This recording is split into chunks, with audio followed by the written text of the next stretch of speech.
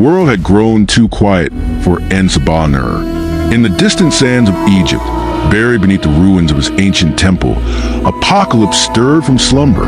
The last great wars of mutant kind had failed to challenge him. The petty squabbles of humanity, nuclear arms, technological progress, AI revolutions, were beneath his vision. The world needed cleansing. Evolution had stagnated. Apocalypse emerged from the depths of a celestial-enhanced stasis chamber, his armor reforged by nanomolecular thought. His skin shimmered with cosmic blue, his veins pulsing with energy absorbed from forgotten starstones. As he stepped onto the desert floor, the winds bowed before him, and storms brewed as if the earth itself remembered its first god. "It is time," he muttered, his voice rippling through the elements, "for the world to face its final test." Using celestial technology, Apocalypse unleashed a massive wave of genetic recoding into the atmosphere. A new plague, a virus that would sift the strong from the weak, enhancing only those worthy of survival. Within days, mutants across the globe either evolved into superior beings or perished screaming. But the ripple went further than expected. In the Phantom Zone, a ripple in quantum reality echoed through space-time. Something stirred, something ancient, something angrier. The virus reached across dimensions, its energy signature pulsing with the same chaotic quantum code that once birthed a monster on Krypton. And in that void of space, among shattered echoes of dead planets and forgotten phantoms, Doomsday awoke. He had no name, no thoughts, only rage. Millennia ago, Doomsday had been engineered to evolve through agony, killed thousands of times by the brutal environment of Krypton. Each death made him stronger, faster, immune to the last thing that had killed him. Even the Man of Steel had fallen to his wrath. Now, sensing the world below pulsing with unfamiliar genetic codes, he roared, cracking the Phantom Zone like glass. Shards of negative space tore apart black holes. Galaxies howled. And then he fell in a Siberian tundra, near a hidden celestial outpost once used by Apocalypse's earliest horsemen.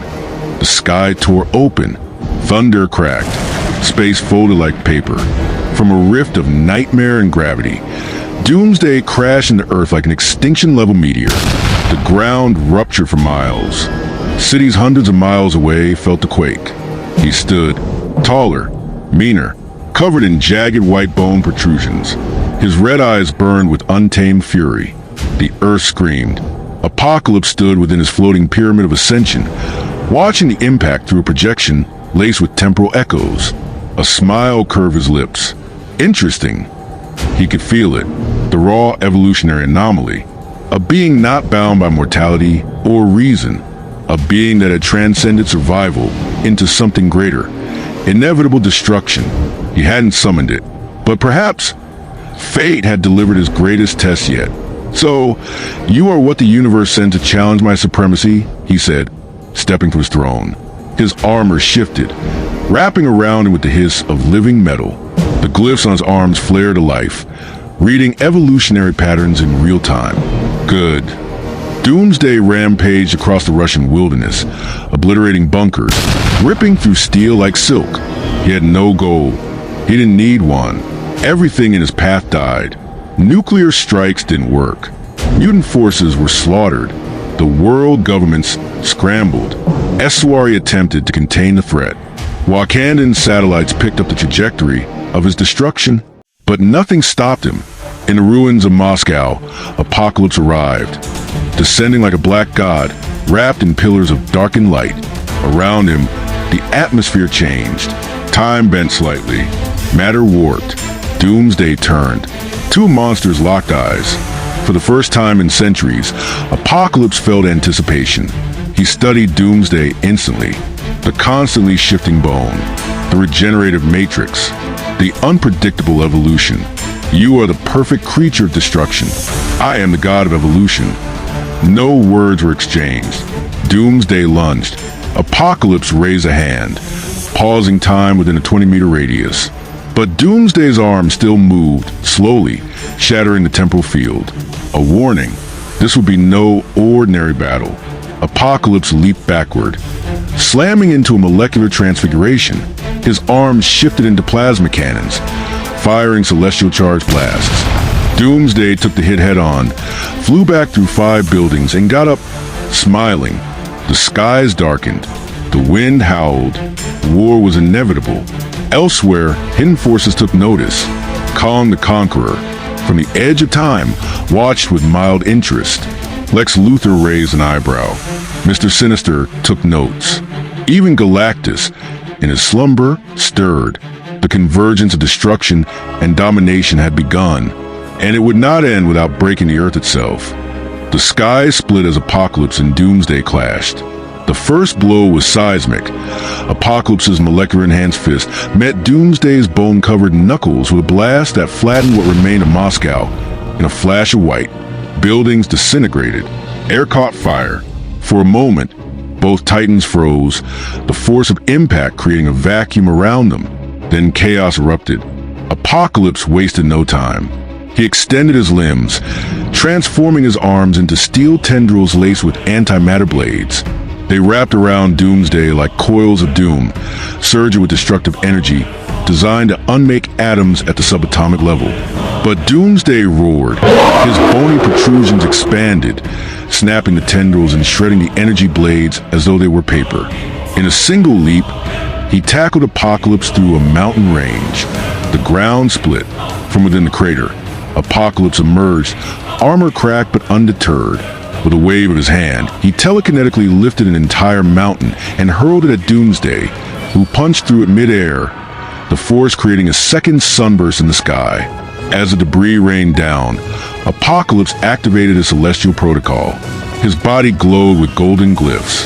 He levitated, absorbing quantum particles from the atmosphere. In seconds, his size increased. 10 feet, 15, 20. He had become a towering god of war, his voice echoing across the battlefield. You are powerful, beast, but you are mindless. I am evolution incarnate. Doomsday didn't speak. He never did. Instead, he sprinted through the wreckage with terrifying speed, leaped high into the air, and slammed a double-fisted blow onto Apocalypse's head. The mutant god went down hard, the earth shaking as tectonic plates beneath shifted. Apocalypse's eyes glowed. He teleported behind Doomsday, unleashed a molecular destabilizer beam from his chest, and caused half of Doomsday's body to phase out of sync with reality. For a moment, the Kryptonian monster froze, his cells glitching, but then his evolution kicked in.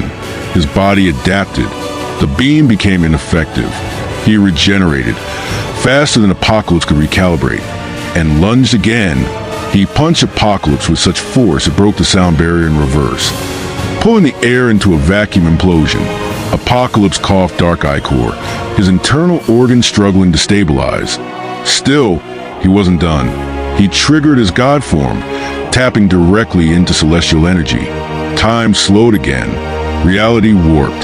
He grew wings of plasma and summoned a blade made from the edge of a collapsed dimension. With blinding speed, he slashed Doomsday repeatedly, carving through even his bone armor. Doomsday bellowed in agony, stumbling for the first time. Blood spurted. The earth beneath them turned into molten lava. Apocalypse reached for Doomsday's spine and whispered, "You have reached your limit." But he was wrong. Doomsday's body exploded with energy. He had adapted to celestial frequency. The wings burned away. The sword shattered in his hands. Doomsday, in a fit of pure primal evolution, headbutt Apocalypse with enough power to send shockwaves through orbit. Apocalypse tried to teleport, but Doomsday grabbed him mid-phase, anchoring him with his own quantum field. Apocalypse had never faced such raw, rising, unkillable hatred. They traded blows at light speed, fist for fist, energy for energy. Apocalypse's intellect versus Doomsday's infinite rage. Eventually, Apocalypse grew tired. Doomsday did not. Bruised, bleeding, and staggering, Apocalypse made one final gamble. He triggered the Omega Core, a celestial power source capable of erasing all organic life in a 100-mile radius. If I must fall, you fall with me. The blast ignited. A sphere of white incineration erupted, devouring everything. Silence. Ashes. A crater the size of a nation. For long moments, there was nothing. No sound. No movement. Then, a hand emerged from the ashes. Clawed, covered in soot and blood. It gripped the scorched earth and pulled itself forward. Doomsday, barely alive, bone armor cracked, chest caved in, limbs fractured, but still breathing. He had evolved again, even against a celestial-level extinction blast. Apocalypse, what remained of him, was buried beneath the earth. His molecules scattered, his mind shattered. He had lost. Doomsday stood in the center of the wasteland, victorious. He looked up at the sky and roared. It wasn't triumph. It wasn't joy. It was a howl of force that could never stop, never rest. The god of evolution had fallen, and in his place, only destruction remained.